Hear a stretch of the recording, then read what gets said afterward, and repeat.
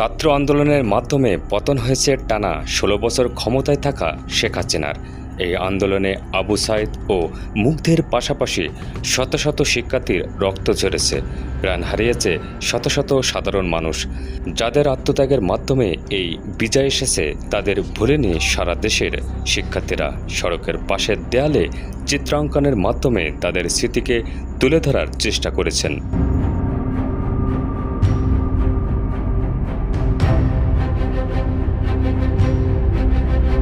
একই সঙ্গে ফুটিয়ে তুলেছেন ছাত্র আন্দোলনের একাধিক মুহূর্ত। রয়েছে বাংলার ঐতিহ্যকে তুলে ধরার চেষ্টা।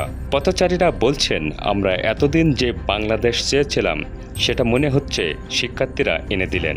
এই সময় তারা ভবিষ্যৎ বাংলাদেশের সমৃদ্ধি কামনা করেন। খুব সুন্দর সুন্দর দেশের বিভিন্ন ঐতিহ্য, এরপরে বিভিন্ন গ্রাফিতি, এগুলো নিয়ে ক্যালিগ্রাফি, এগুলো নিয়ে কাজ করতেছে।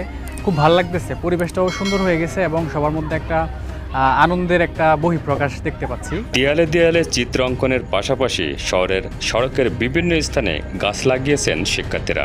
তারা দেশকে সুন্দর করে সাজাতে চায়, এমন একটি দেশ গড়তে চায় যেখানে কোনো বৈষম্য থাকবে না, সাম্প্রদায়িক সম্পর্ক বজায় থাকবে, সবাই দেশ গড়ার কাজে নিজেকে বিলিয়ে দেবে।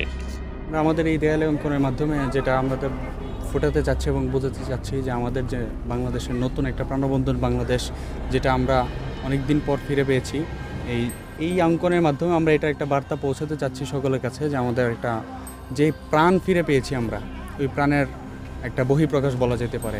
৮ আগস্ট সকাল থেকেই শিক্ষার্থীদের এ চিত্রকর্ম করতে দেখা যায়।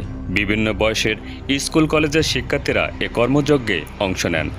রংতুলিতে শিক্ষার্থীরা রাঙিয়ে তুলেছেন সারা দেশটাকে। সড়কের মাঝখানেও এঁকেছেন নানা আলপনা।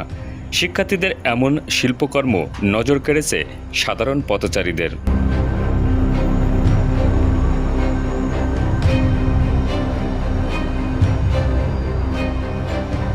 অনেকেই দাঁড়িয়ে দাঁড়িয়ে দেখেছেন তাদের নানামুখী সৃজনশীল কর্মযজ্ঞ। এদের মধ্যে রয়েছে একতাই বল, বীর বাঙালির অহংকার, বাংলাদেশের মানচিত্র, সংগ্রাম, ঐক্য, দুর্নীতি, বৈষম্য বিরোধী আন্দোলনের একাধিক মুহূর্তসহ নানা বিষয়।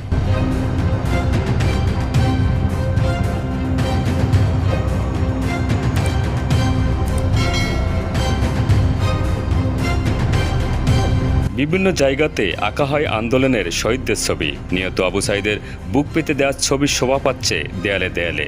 তারা সড়কের পাশের দেয়ালগুলোতে শহীদ আবু সাইদের স্মৃতি ধরে রাখতে চায়।